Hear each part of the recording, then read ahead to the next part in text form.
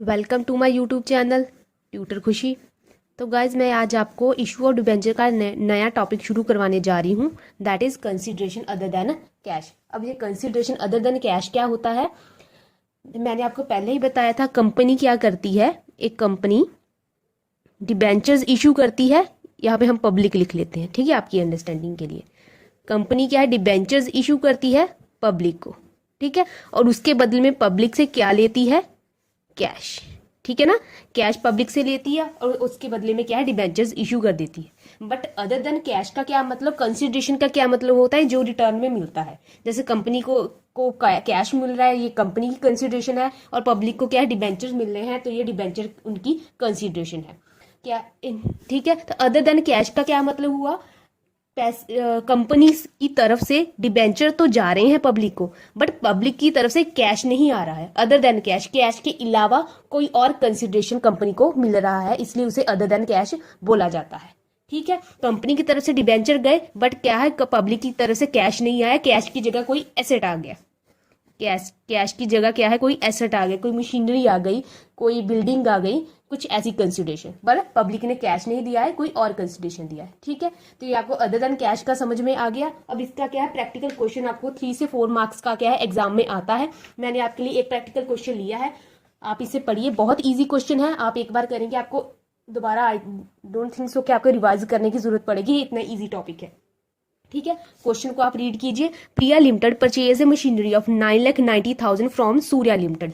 प्रिया limited ने क्या किया है, मशीनरी परचेज की है 9,90,000 की सूर्या लिमिटेड से। Consideration of which was paid by Priya limited by issuing 9% debenture for the same at 100 each. और क्या किया है, प्रिया लिमिटेड ने क्या, अभी क्या मशीनरी परचेज किया है, अभी प्रिया लिमिटेड ने क्या है, पैसे पे करने हैं। प्रिया लिमिटेड को क्या है, मशीनरी मिल गई 9,90,000 की, इसके बदले में उसने कैश पे करना था, पैसे पे करने थे, बट क्या किया है, उसने पैसे नहीं दिए, उसके बदले में क्या दे दिया है, 9% डिबेंचर दे दिए है। प्रिया लिमिटेड ने मशीनरी खरीदी, बट पे क्या किया, उस पेमेंट उसने की है इशूइंग 9% डिबेंचर एट 100 ईच, मतलब एक डिबेंचर की वैल्यू कितनी है, 100। उसने अब क्या बोला है, जर्नलाइज द ट्रांजेक्शन को जर्नलाइज करने के लिए बोला है। If debentures are issued at par, अगर डिबेंचर एट पार इशू हो, दैट मीन कि अगर 100 का डिबेंचर है तो 100 का ही इशू हुआ है। Debenture issued at premium, premium का मतलब प्रीमियम एट 10%, ठीक है, ठीक है, यहाँ पे परसेंटेज मिस हो गया था। अगर डिबेंचर इशू हुए हैं एट प्रीमियम, और अगर डिबेंचर इशूड हुए हैं एट डिस्काउंट एट 10% डिस्काउंट, ठीक है। तो इस क्वेश्चन को हम अभी सॉल्व करते हैं। तो हम तीनों केसेस में क्या है, एंट्रीज करेंगे। हम क्या, फर्स्ट केस में पहली एंट्री करेंगे। फर्स्ट केस की एंट्री होगी, पहले हम फॉर्मेट बना लेते हैं। आपको फॉर्मेट से थोड़ा सा अमाउंट समझने में इजी रहता है। फॉर्मेट में प्रॉपर नहीं बना रही हूँ, जस्ट ये है डेबिट का, और ये है क्रेडिट का, और ये है पर्टिकुलर्स का।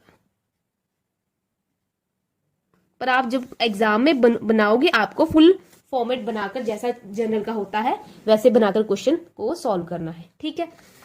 अभी क्या है, ये प्रिया लिमिटेड की बुक्स में एंट्री हो रही है, प्रिया लिमिटेड की, ठीक है। तो प्रिया लिमिटेड ने क्या किया, मशीनरी परचेज की है, तो एंट्री डाल दीजिए। आपको एंट्रीज आती है ना, मशीनरी परचेज की है तो एंट्री आएगी, मशीनरी अकाउंट डेबिट टू, किससे खरीदी है, सूर्या लिमिटेड से।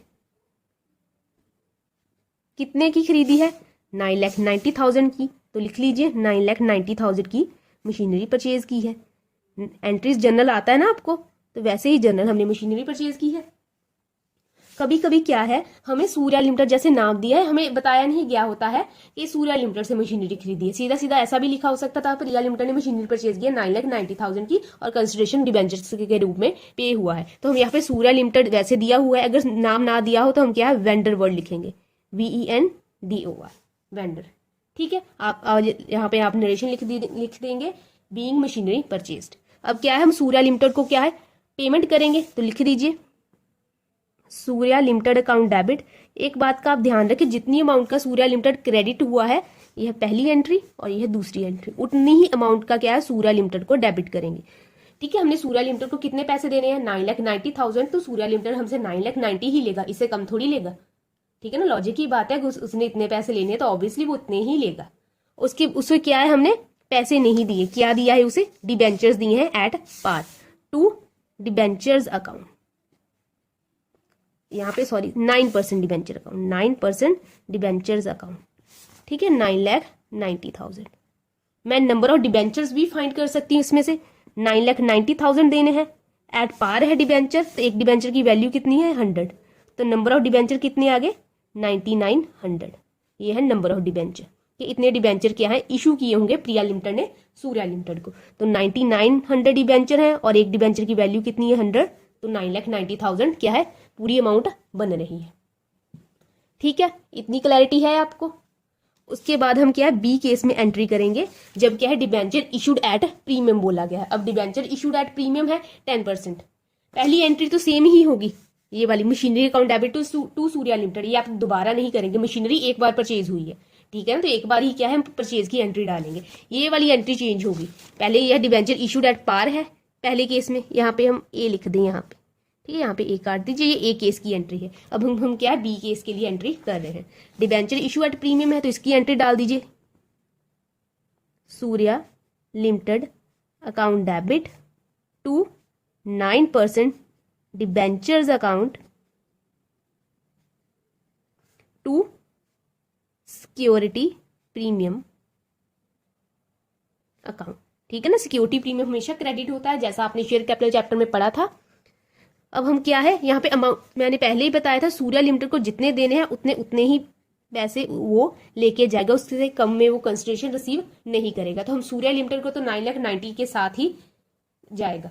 ये question at par at premium है, एट डिस्काउंट है, आपको एग्जाम में कोई भी केस पूछा जा सकता है, एट प्रीमियम का पूछा जा सकता है, एट डिस्काउंट का पूछा जा सकता है, एट पार का नहीं आता है एग्जाम में, क्योंकि ये बहुत ईजी हो जाता है। ठीक है, अभी देखिए हमने सूर्या लिमिटेड को कितने पैसे देने हैं 9,90,000। एक डिबेंचर की कीमत कितनी है 100 रुपी, बट ये है एट 10% प्रीमियम, तो 10% किसका लगाते हैं हम फेस वैल्यू का, फेस वैल्यू है 100, तो 100 का 10% कितना हुआ 10, तो एक डिबेंचर अब कितने का हो गया 110 का, तो इसे को क्या है हम 110 के साथ डिवाइड करेंगे, तो 9,90,000, ठीक है, डिवाइड 9,90,000 डिवाइडेड बाय 110, तो हमारे पास नंबर ऑफ डिबेंचर कितने आ गए 9,000। ये हमें फाइंड करने पड़ते हैं, क्योंकि अगर हम नंबर ऑफ डिबेंचर फाइंड नहीं करेंगे तो यहाँ पे हम क्या है अमाउंट को सही से पोस्ट नहीं कर पाएंगे। 9,000 डिबेंचर है और एक डिबेंचर की वैल्यू कितनी है 100, तो ये कितना आ गया 9 लाख। ठीक है, 9,000 डिबेंचर है और प्रीमियम कितना है एक डिबेंचर का 10 रुपी, तो ये आ गया 90,000। तो आप टोटल कर लीजिए 9,90,000 आपका बन रहा है, दैट मीन कि आपका क्वेश्चन क्या है सही है। ठीक है, और इसके बाद सी केस आता है हमारा, आगे कर लेते हैं, इसके बाद हमारे पास आता है सी केस, थोड़ा सा लंबा। ठीक है, अब इसमें क्या है डिबेंचर है issued at a discount, discount कितना है 10%, डिस्काउंट को क्या है हम डेबिट करते हैं, तो एंट्री को डाल दीजिए।